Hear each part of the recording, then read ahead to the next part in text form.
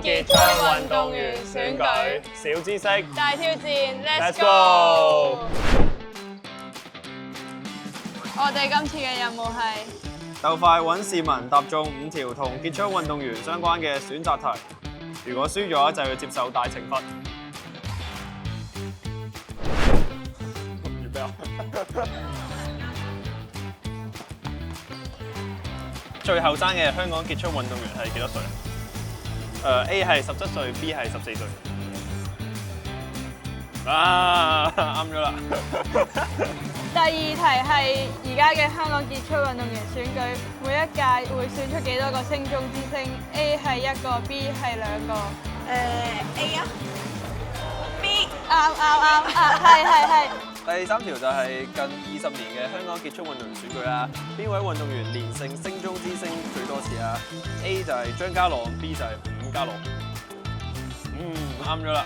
第四題，歷屆香港傑出運動員選舉裏面，邊一個隊伍當選最多次香港最佳運動組合 ？A 係香港女子輪椅劍擊隊 ，B 係香港女子花劍隊。 A 啱。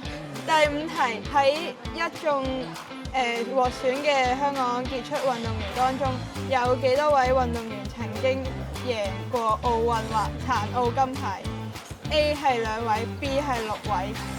B 啊，啱，多謝你啊！多謝你啊！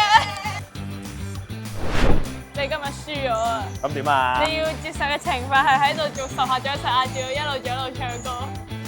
我只想說，我認真的愛過。冇事啦，8、9。完啦，帥！耶！國泰2025香港傑出運動員選舉公眾投票已經開始啦！把手中一票投俾你心目中嘅香港傑出運動員啦！